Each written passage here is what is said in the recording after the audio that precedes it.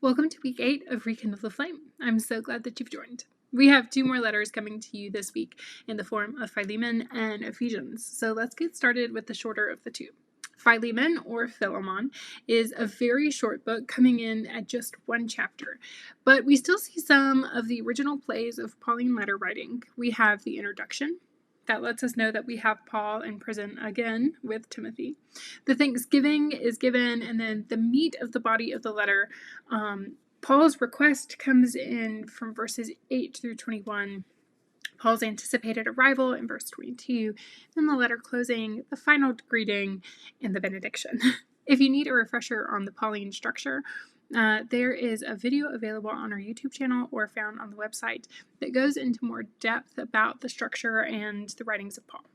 So who is Paul writing to? He's a little more specific this time.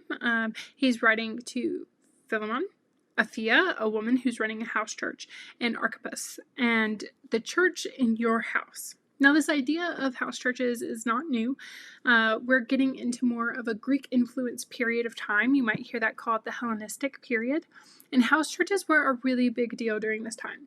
There are still historical house churches that were like large villas that had different areas for worship, gathering spaces, even baptistries. And they were often run by very well-off people, but there were also the more simple house churches that just gathered together on a regular basis inside of their homes. But we're seeing this shift away from synagogue worship to house churches in some areas, and Philemon is a leader of a house church. We don't know where geographically, though, but we can assume that Paul and Philemon knew each other very well. And we get to that in verse 19. It seems like they've worked together before in person. Another tenet that we need to address so that we can better understand what Paul is asking here is slavery in the Hellenistic period. I want you to take the preconceived notion of slavery enacted against Africans by the Europeans and the Americans in the 18th and 19th century and just set that aside. This is totally different.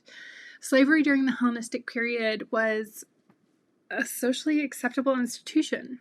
There are estimates of the proportion of the slave population in Rome in the Roman Empire ranging from 25 to 50% of the population. And in some parts of the empire, the majority of people were slaves. Now, slavery means that one person was owned by another. It was a matter of property and property rights.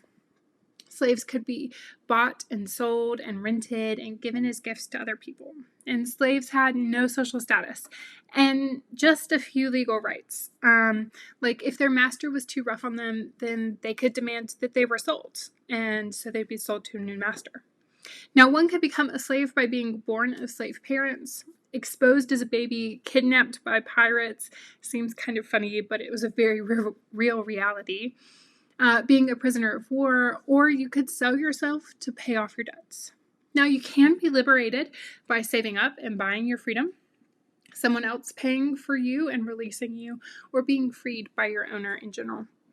Slaves in the first century were largely well-maintained. They were educated. It helped the household if they could read, write, and do arithmetic and other skills. And slavery wasn't a matter of race. You wouldn't be able to tell who was free or slave when walking down the street. Being Christian or Jewish and having slaves, it wasn't out of the ordinary. In fact, it was the norm. And there weren't protests against this institution. It was just a construct of society, a way of life that supported both parties to some degree. Now, we also know that religious rules were not enacted on the slaves. So if their masters were converted, so the master and his family could convert to Christianity, the slaves could continue in their own observances, or vice versa. The slaves could convert and the master would stay the same. But there are instances that we're told about throughout the New Testament where whole households, including the slaves, were also baptized. So keep your eyes peeled for those as we go forward. That was a lot of detail about the institution of slavery in the first century, but I wanted to make sure that we understood what we're walking into together. A really cool scholar named Kane Felder, who's an African-American New Testament scholar, said Paul's letter to Philemon does not focus on the issue of slavery. It's a message about reconciliation. And I thought that was really interesting because I don't think that that's a way that we think of Philemon very often, is reconciliation. So I hope that maybe you'll see that, and maybe you won't, but it can be a topic of conversation and thought for us. A final thought about the problematic institution, about problematic institutions throughout the Bible in general, is just that the option of expressing Christian faith in terms of active political responsibility on behalf of a more just social institution didn't appear on the mental screens of our biblical examples. As a modern Christian, we need to acknowledge that we live within a very different political climate with values and systems that have changed. And we cannot adopt the same end goals for a new earth uncritically, right? Acknowledging that Paul and the early church took no overt steps against institutionalized evils is no reason to condemn first century believers, right? We can't say, oh, they were terrible because they didn't do something about this. We shouldn't. It's a different world. However, it is imperative for us that we do not use the response of their social situation as justification for our own inaction in the face of injustice. So, there's my thoughts. So, the issue for us here in Philemon is that Paul has become reliant upon Onesimus while he has been in prison. So, Onesimus and Philemon, his owner, were left on uncomfortable circumstances. There's speculation as to whether or not he stole from him or if he just ran away. And And while Paul has been in prison, Onesimus has been converted to Christianity. And Paul's appeal really lives in the realm of seeing Onesimus as a brother in Christ now. So we can see that in verses 11 through 14, that Onesimus has become helpful to Paul, either as a helpful assistant or as a personal helper. Prisoners they needed help while they were in prison because they didn't typically provide food or clothing to the prisoners. So it's possible that Paul needed him for a personal help, possible that he needed him for his assistant. He could have even been an associate in the missionary work that Paul was continuing to direct from prison. We're not really sure. We don't get those kinds of details.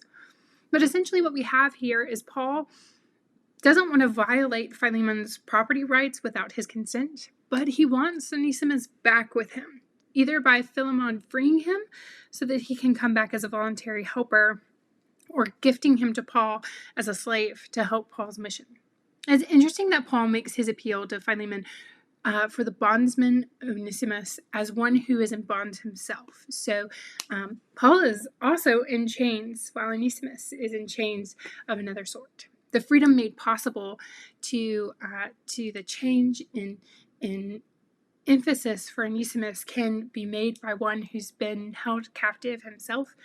It's an interesting juxtaposition that I like to reflect on.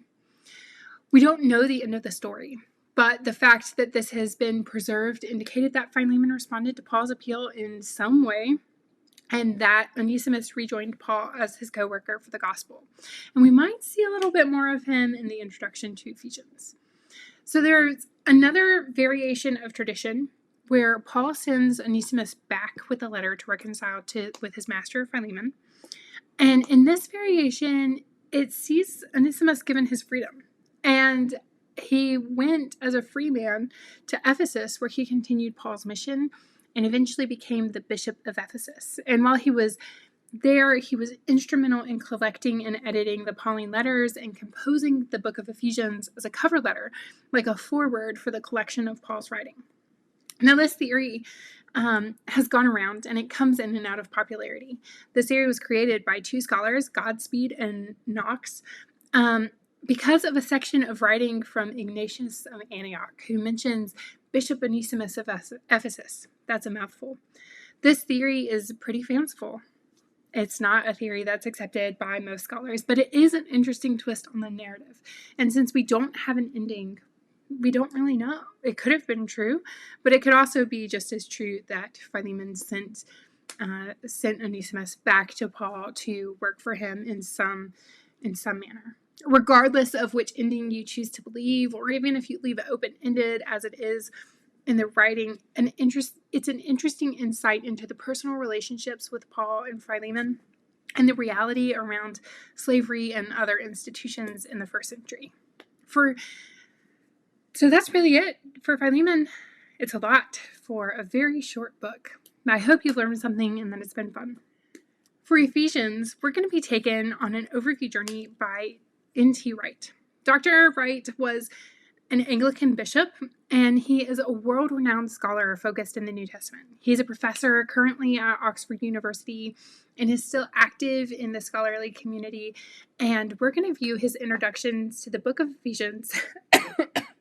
And I hope that you are as blessed by his teaching style as I have been throughout the years. So, without further ado, Dr. Wright.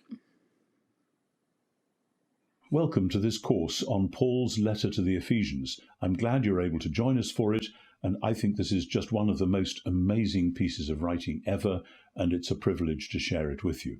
Ephesians is a visionary text, and that is to say, it has a broad vision of the world, of God, of Israel, of Jesus, of who we are, of what our task is, but at the same time, it's visionary in the sense that it joins together the earth and the heaven, like a visionary who can actually see things that the rest of us can't.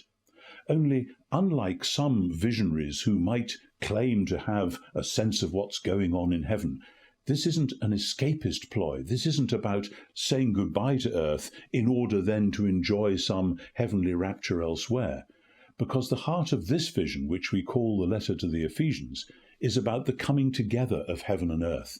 In chapter 1, verse 10, Paul says that God's plan from the beginning was to sum up in the Messiah, in the King, in Christ Jesus, to sum up all things in heaven and on earth in him.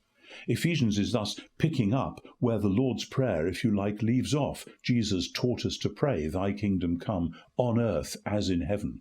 And Ephesians is wrestling with the question of, okay, what does that now look like out there in the wide world about 20 or 30 years after Jesus of Nazareth was crucified and raised from the dead?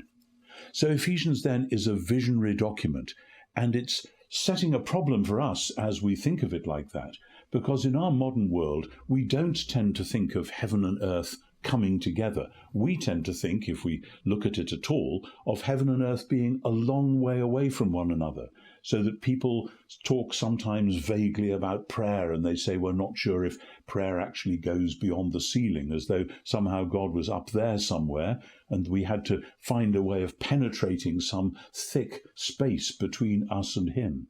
But Ephesians here belongs to the whole biblical worldview, rather than that philosophical worldview which splits heaven and earth apart. And in the biblical worldview, starting with the book of Genesis, heaven is God's space, earth is human space, and they are made for one another.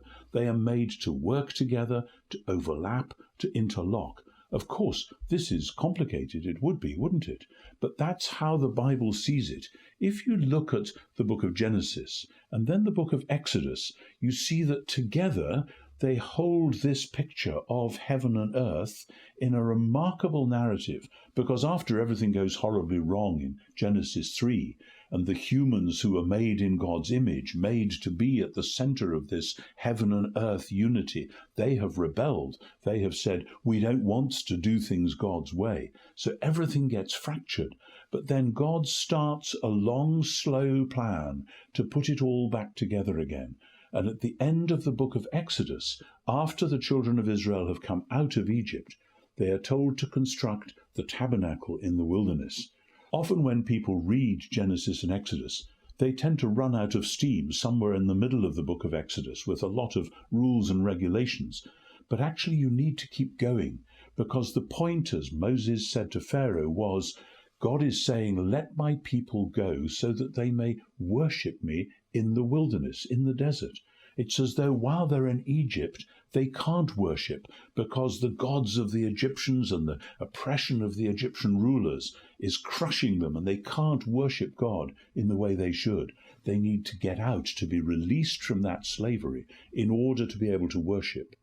And when they then build the tabernacle in the wilderness, it is designed to represent this world, this heaven and earth coming together world, so that then Aaron, the high priest in the temple, is, as it were, a new sort of Adam, representing God to the world and the world to God.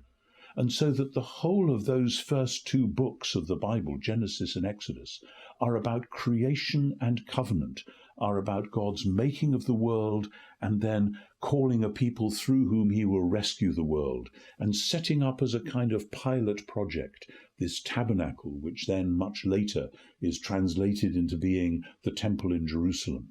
And this theology of creation and covenant, of the presence of God, of the coming together of heaven and earth, of the purposes of God to renew creation, this is absolutely basic to the vision which we call the letter to the Ephesians. So Ephesians celebrates this new world. It says this was God's plan all along in the Messiah, and it has been accomplished. God has done it. And we who belong to the Messiah are now the beneficiaries of this, and therefore we have to struggle to be part of this new temple reality, this new heaven and earth reality.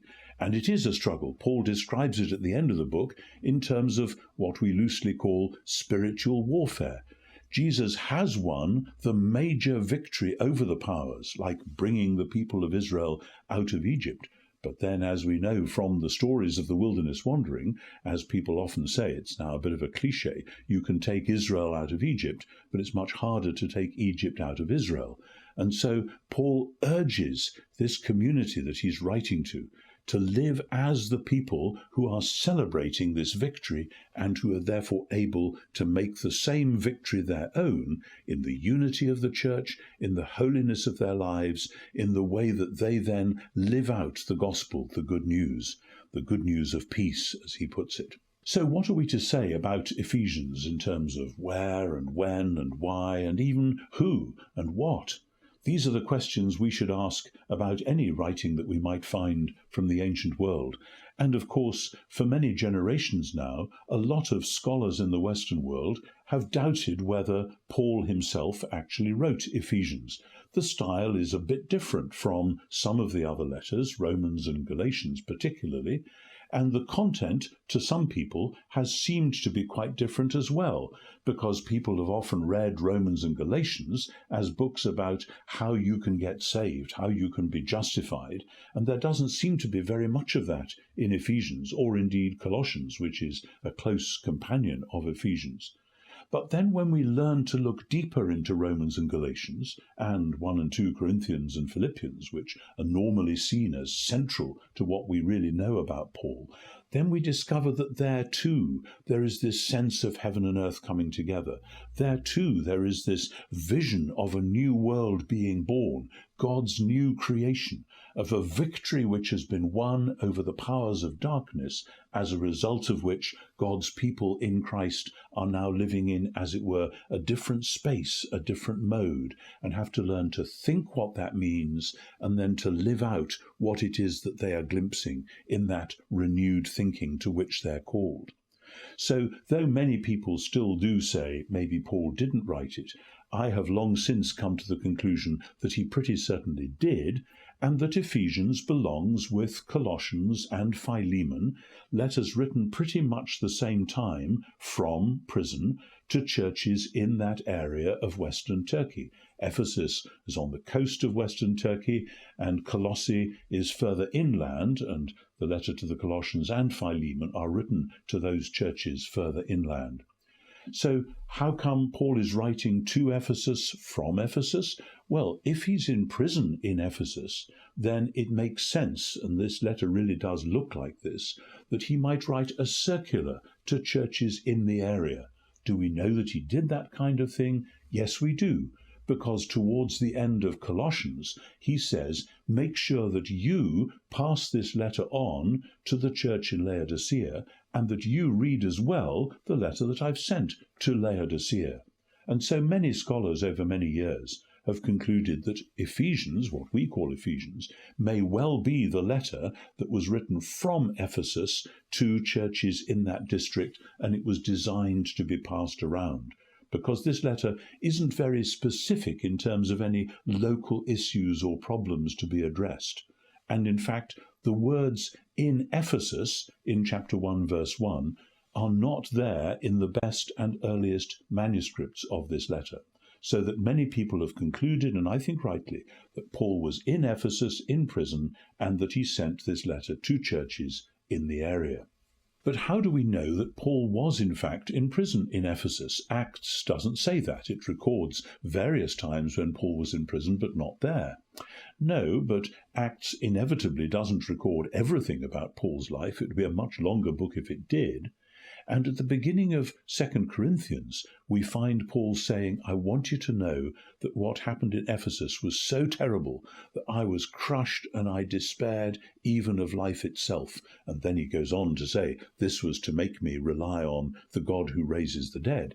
But clearly something had happened in Ephesus which had caused Paul to feel totally overwhelmed by the present circumstances, no doubt by physical affliction, as well as by worries about his churches around the Aegean Sea, particularly that lot in Corinth.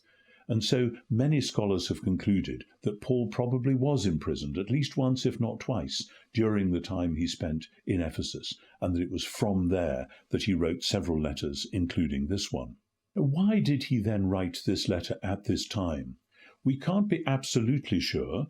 Clearly he wants to give them general teaching on all sorts of issues and to encourage them with this huge vision of heaven and earth coming together.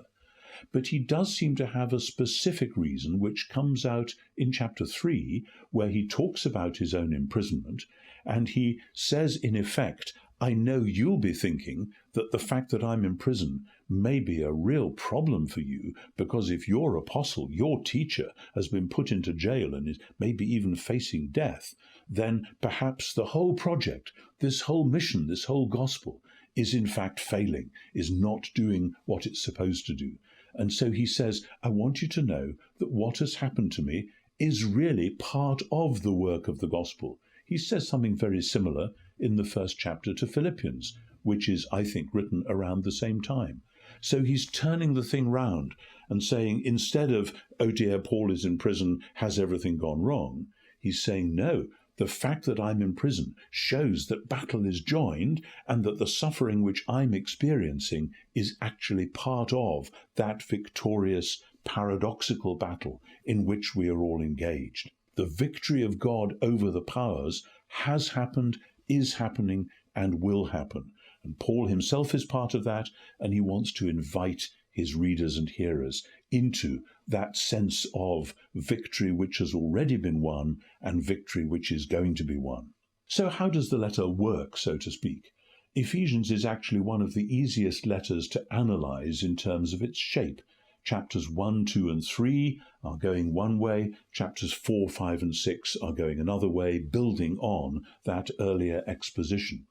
But what are these two ways? Is it simply, as many people have said, well, the first half is about doctrine and the second half is ethics? That is to say, the first half is what you ought to believe and the second half is how you ought to behave. Well, there is quite a bit of that.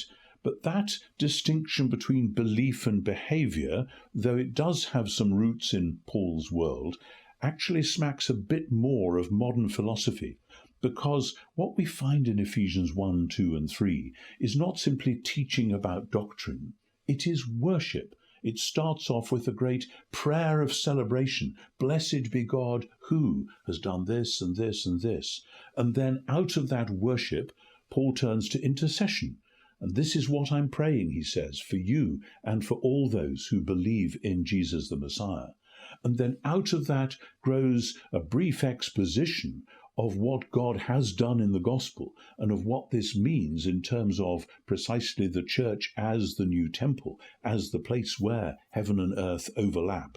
And then that turns back again into prayer at the end of Ephesians chapter 3, so that the whole of the first 3 chapters is not so much a doctrinal lecture as a liturgical celebration, an act of worship, with teaching emerging out of that act of worship, rather than the teaching itself being the main thing, as though he's simply thinking in the abstract. And then chapters 4, 5, and 6 grow out of that in terms not so much simply of here are some rules you ought to obey, here are some ethics to set the standard of how your life ought to be, but rather here is God's vision of what his genuine, new, renewed humanity looks like, and here is how you can put that into operation. In other words, if chapters 1, 2, and 3 is like the construction of the new temple, chapters 4, 5, and 6 is like the vocation of the human being, or the human beings, the human community, that is to stand at the heart of that new temple. And though Paul doesn't use this phrase explicitly in Ephesians, in Colossians chapter 3, verse 10, he talks about people being renewed in knowledge according to the image of the Creator. That's what seems to me to be going on in Ephesians. The first 3 chapters, you have this sense of this community being called to be the new temple where God lives by his Spirit. And then 4, 5, and 6, this is what it means to be renewed in knowledge according to the image of the Creator. One of the things which is most striking about Ephesians is the way in which Paul uses some of the great biblical themes from his scriptures, what we call the Old Testament. I've already mentioned the way in which the books of Genesis and Exodus, when we see them as a whole, talking about creation and covenant, the heavens and the earth, and then the tabernacle, the place where heaven and earth is in principle joined back together again. I've already spoken about how that frames so much of Paul's thought as so much Jewish thought in the period.